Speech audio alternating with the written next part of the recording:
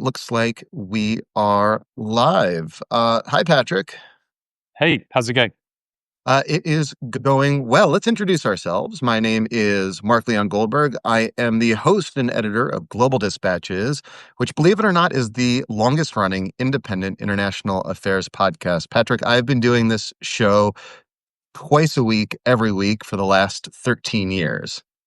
You're a total hero. I'm Patrick Fells. I'm the foreign editor of The Economist in London at the moment. Okay, and I am coming to you from Global Dispatches World Headquarters in Denver, Colorado.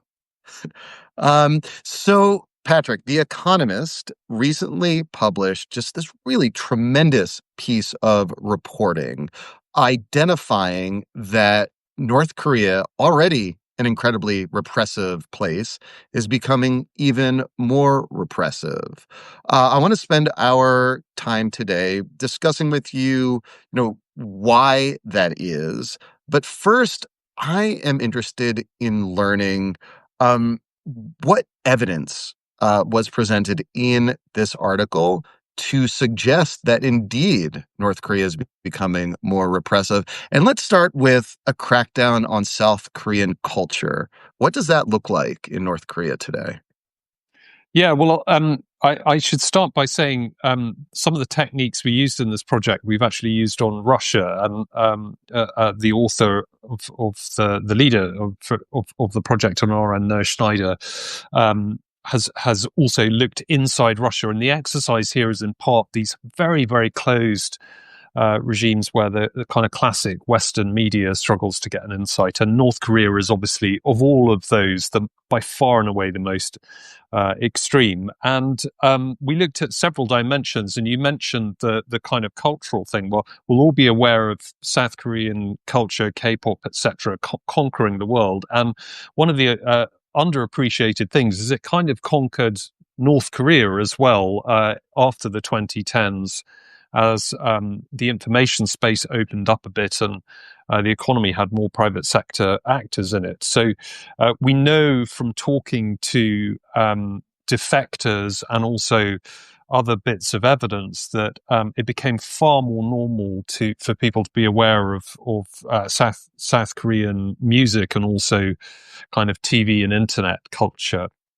And what we found since then is through the reporting in two dimensions is that has dramatically changed. There's been a really serious clampdown. One is just the passing of a variety of ordinances in North Korea that seem designed to massively clamp down on the exchange of South Korean culture, which often happens on memory sticks because people don't have access to the internet. The Well, other that's is actually just really interesting to me is that, as noted in the piece, internet access is highly restricted in North Korea. So the way in which South Korean TV shows, for example, and the melodramas and soap operas are spread is through like old-fashioned USB cards. Yeah, I mean it's kind of old school, but you can imagine it being surprisingly effective. And again, I think more people have smartphones and electronic devices than you might think in North Korea, although of course they're not plugged into the internet. So, one bit of evidence really for that is just the kind of clampdown that we know is happening inside, and the other is just the reporting from defectors who do come across, although in dwindling numbers, gives a sense of the extreme jeopardy that you now put yourself in North Korea if you watch or listen to this stuff, including death penalties, being enforced on some people who do this. Yeah, I mean, it was just startling to hear the account of a defector who said that, her friends were executed for sharing and watching South Korean soap operas. Yeah, that's right. And it rings true this in the sense that when you get highly paranoid regimes, in a way, what Noah's project shows is the things they strike out against reveal their own paranoias. And it's easy to see how South Korean pop culture projecting a kind of happier, prosperous, more free society is a deadly threat, really, to the legitimacy of a poverty-inducing, highly autocratic regime in North Korea. And it's not just a crackdown on South Korean TV shows, but it seems like culture more generally, like slang that's used in the Korean language is sort of forbidden, and haircuts are a cause for concern from authorities. Yeah, that's right. I mean, one of the phrases we came up with is the North Koreification of North Korea, which is a kind of reassertion of the kind of conformity and control that the regime had for many decades, but which was somewhat relaxed. I mean, that's probably the wrong word, but at least moderated a bit after the famines of the 1990s. So slang is, language, manners are all being controlled far more intensively than in the past. Another real quantitative bit of evidence, again suggesting an intensifying crackdown in North Korea, is a sharply dwindling number of escapees to the south. Can you explain that? Yeah, I mean, again, one of the things about this sort of slightly more open period that is now well and truly over is there was more of a flow of people across North Korea's borders, particularly into China, where people were used as kind of contract laborers in China, and so there was a bit more openness, and as part of that, there was what the North Korean regime would regard as kind of a leakage of defectors who were able to cross the border and often escape through China, sometimes through Thailand, and eventually make their way back to the peninsula, but into South Korea. Now, the number of those has gone down from something like a couple, 2 to 3,000 per year at the peak, which was roughly 2010, down to less than a couple of hundred a year. And really, what we think has happened is a lot of the border controls that were put in place during the pandemic have never really been released in North Korea, and that kind of paranoid surveillance system that most countries had a form of during the pandemic, albeit for reasonable, just with a reasonable rationale, has never really been lifted, and that's led to this dramatic shrinkage in the number of people managing to escape the regime. Yeah, COVID never ended in North Korea. Yeah, yeah, and it's kind of scary because we can all sort of slightly imagine that level of oppressive lockdown that is a part of everyday life.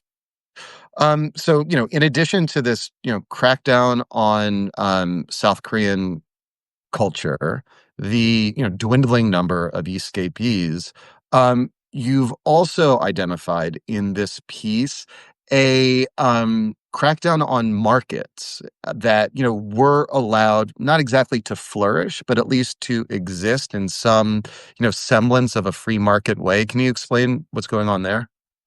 Yeah, I mean, again, what happened after the famines of the 1990s was a kind of somewhat of a relaxation of the system, which incidentally happened in parallel with something of a opening up of China's economy, and what that meant is the regime probably, frankly, out of desperation rather than sort of not any ideological change, was prepared to tolerate more private sector activity, markets where goods could be exchanged rather than relying on state provision, a degree of barter, some material moving across borders, and so on. And that became a kind of source of rising living standards for some people, but also became a threat to the regime for obvious reasons. They seem to have clamped down on that. And in parallel, there seems to be more emphasis on a kind of classic, centralized, state driven type of economic development again.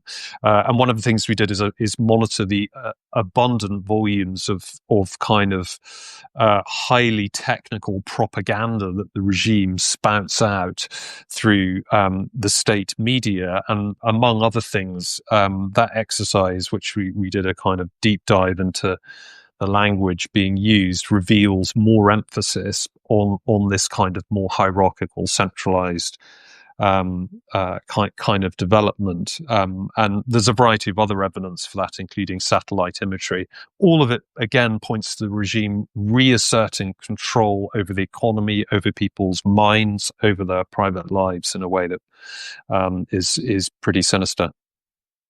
So I'm again struck by this phrase, the North Koreification of North Korea, the reassertion of regime control over daily life in North Korea. And it seems that maybe there are two plausible explanations for why that is, but they are sort of explanations in conflict with each other. On the one hand, maybe you could argue that the regime is now sure enough in its footing, is powerful enough that it can exert this control. On the other hand, you can make the argument potentially that this is the behavior of a fundamentally unstable regime that's seeking control because it might it needs to control its population because it might collapse or it's some way unstable. Which to you is potentially has more explanatory power? Well, I think the honest answer is it's difficult to know. We don't really have a great insight into the mind of the regime, and I would add a factor which has changed, which is external to North Korea, which is if you imagine the mindset of the regime going back 10 or 15 years, it was probably premised on the idea there was a globalized economy and some sort of world order in which China and to a degree Russia were willing participants, and therefore the pressure on North Korea was: do you eventually have to converge towards that in some way, and in doing so, loosen up, liberalize, de-escalate the kind of nuclear confrontation?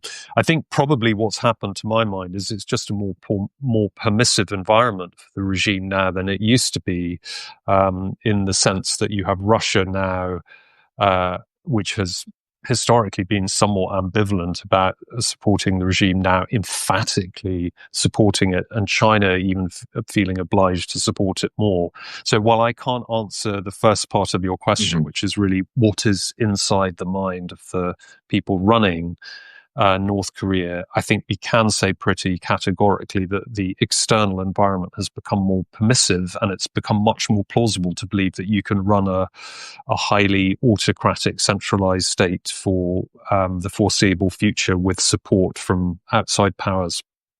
Uh, and let's unpack that relationship between both Russia and North Korea first, and then I'll ask you about China. On Russia, there has been this, as you said, profound sea change in Russian attitudes and policy towards North Korea, stemming largely, in my view, from Russia's war in Ukraine. North Korea has dispatched soldiers to the front, and in exchange, Russia has provided, to a certain amount of diplomatic cover, but also, technological know-how in direct violation of UN sanctions that Russia itself, voted for and imposed just a few years ago. How has that dynamic between, Russia and North Korea impacted, policies inside North Korea? Yeah, I mean, I think one of the things alongside this kind of idea of a more autocratic system inside North Korea, the other thing is simply that it's more of a military threat. And I'll come to your point on Russia in a moment. But just to state the facts here, that the intensity of missile testing that has been going on by North Korea over the last 5 years is a lot higher than it used to be. It's changed its nuclear weapons doctrine to become more permissive. There are many signals of it, posing more of a military threat. A lot of that does have to do with Russia, and you mentioned the sanctions regime, but the sense that the old way of dealing with North Korea has simply gone up in smoke, which is a kind of multilateral project to try and prevent it becoming a huge problem, even though lots of outside countries really sort of disagree a bit on North Korea. There was at least a consensus, let's try and keep it under control. That's gone. And then similarly, the military linkages with Russia have intensified. North North Korea supplied it with shells. It sent troops to fight in combat in part of the conflict in Ukraine. They signed a mutual defense treaty last year, and we don't know exactly, but it's almost certain that Russia is giving more goodies to North Korea in the form of air defense technology, drones, and that kind of stuff. So it all adds up to a closer relationship, reflecting the rupture between the West and Russia, and the sense from Vladimir Putin, frankly, that he's not really got much to lose by deepening this relationship. Yeah, I mean, it is just interesting. I suppose to note that repression, the increasing repression, or revived repression in North Korea, really does coincide with a kind of warming of relations between North Korea and Russia. On China, kid joked at the outset of this conversation that I've been doing this a long time, for 13 years. This show, been reporting on these issues for longer than that. The conventional wisdom has always been that, China's policy towards North Korea was one in which they would sort of rather it not be a nuclear power, but their overarching concern was against state collapse, was around state collapse in North Korea and the destabilizing impact that might have on China itself. Um, like over the last, few years, has China's policy towards North Korea sort of changed in any meaningful way? Yeah, Mark, I'm just going to add here. I've just switched microphones, so I do hope that you can still hear me okay. You're coming in the same as you were before, which is great. Excellent. So, just to answer your question on China, I mean, we've just seen the World War II victory parades in Beijing just a few weeks ago. Remember when um, Kim, North Korea's leader, was there with Vladimir Putin, Xi Jinping, uh, Pezeshkian, the leader of Iran. So there was a moment. Some of the people listening to this may have seen, when all of those figures were photographed on a red carpet walking through Beijing. And I think it does symbolize the change in China's position from a kind of tentative irritation, really, with this problem to switching tack to something again that's more helpful for the North Koreans. Why is it doing that? I would say two or three things. One is, again, China's incentives to sort of be an enforcer of global norms like UN Security Council resolutions and that sort of stuff are basically very low now. Secondly, this is where the internal dynamic of the so-called axis of autocracies kind of reveals itself to be problematic. The closer Russia gets to North Korea, the more China feels that it has to ensure that it retains its leverage as the kind of biggest power that North Korea relies on. And then lastly, I think the most intriguing thing is to think about the Chinese incentive with regard to extended deterrence, nuclear deterrence by the US. And there's a scenario in which North Korea reveals the end of the US alliance system as we know it in Asia, revealing basically that the US's nuclear umbrella for its allies doesn't really exist in the same way that it used to, and North Korea can be a kind of catalyzing event in some scenarios. Now, China would probably be attracted to the idea that the US alliance system is not as strong as it used to be across Asia. I have to say, I think it's also probably quite concerned that messing with that is terrifyingly dangerous, in the sense it could start a regional arms race or even war. But that is another factor, and we don't know exactly how China thinks about it, but it could be a consideration. I'm glad you brought up the fragility, let's say, of American alliances in Asia. Um, the first Trump administration had a unique relationship, let's say, with the North Korean regime, having at the outset been extremely bellicose in its rhetoric, but then easing to include two meetings between Trump and Kim. Um, are you seeing anything coming from the United States. I'm not, so I'm curious to see if you are suggesting any sort of new attempt towards outreach to Kim. Yeah, I mean, you may be aware that President Trump at the moment is due to attend a summit in South Korea. In the last couple of days, North Korea has done missile tests, Mm. which are always a sign it's trying to get attention. And there is some speculation in the South Korean press that there will be a meeting of some kind between Trump and the North Korean side, given he's going to be on the peninsula. I don't know if that's true. I think the thing to get across on this is that the real question here is whether Trump's position has changed compared to 2018 and 19, where he did these discussions with Kim. In those discussions, for all Trump's erraticness and the difficulty of his entourage then in controlling his behavior, the negotiating position of the US was that North Korea needed to denuclearize and abandon its nuclear weapons project in return for some kind of economic opening up and lifting of sanctions. Now, the acid test question now is, were there to be another round of US North Korean talks of some kind, would that be the basis of the talks? Or would it be something different? And if it's something different, that's when the allies in Asia begin to get much more worried, and possibly even China. Because, for example, if the US was prepared to accept North Korea's regime and also take guarantees that North Korea would not target the United States with its nuclear weapons, that could completely upend the entire calculus of nuclear deterrence. And you may have seen Catherine Bigelow's movie that's just come out here in London, House of Dynamite. I've only seen Hurt Yeah, Locker, which is a great well, movie, but not seen House of Dynamite. Explain. yeah, so it's based on a book about a kind of nuclear scenario, and it's a kind of TikTok movie of 20 minutes when America comes under attack from a nuclear missile and how the system responds. Incredibly gripping, by the way, as a movie. But the missile comes from North Korea, and it's aimed at continental United States. And that is not at all impossible, but that might be exactly what Trump is trying to deal with in any future negotiation.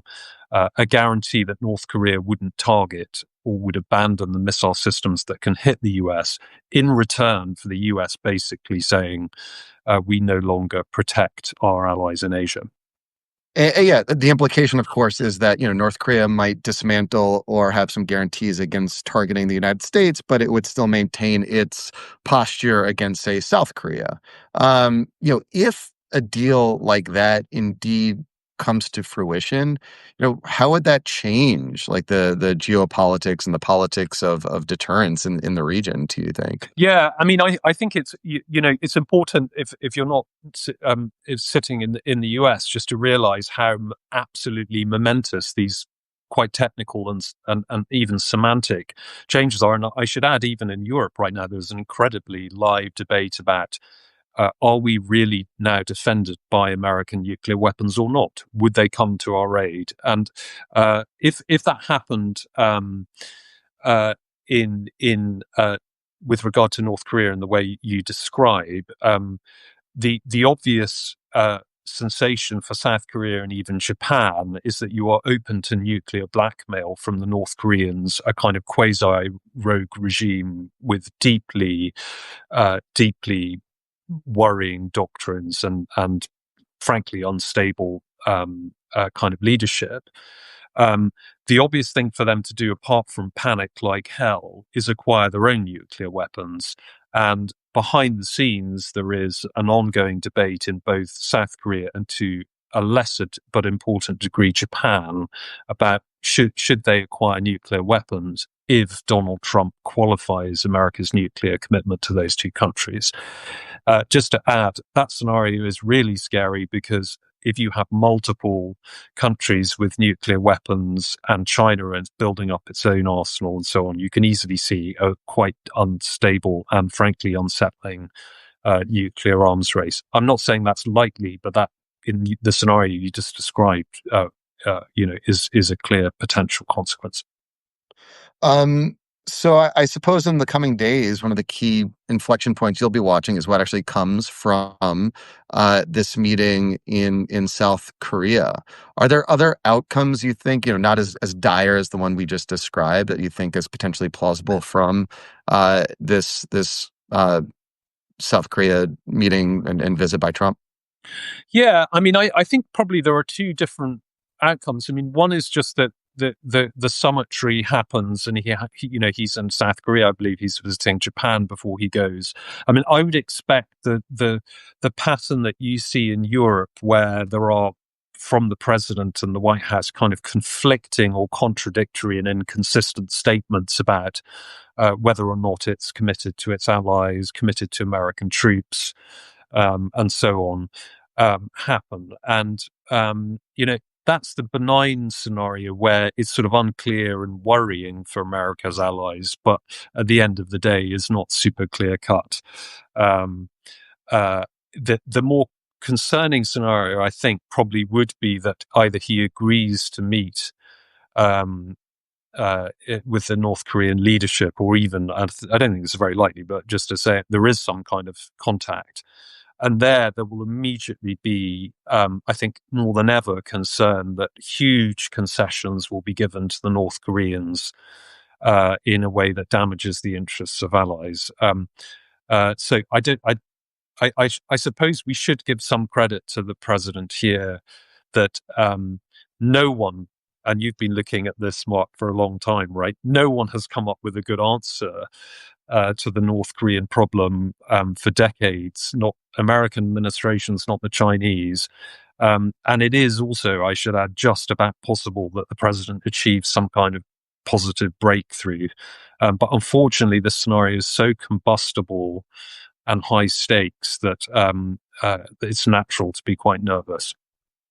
Well, Patrick, we'll have to leave it there. Thank you so much for your time, and really a tremendous piece of reporting by the Economist team on this article. Just really, like, as a journalist, I was very impressed and by the trade craft of it all. So thank you for editing such a great piece. Yeah, and I should say thanks really to my colleague Noah, who's been the mastermind behind this project, and as you say, been so creative and accomplished. All right, all right, we'll leave it there. Thank you. Bye. Thanks, Mark.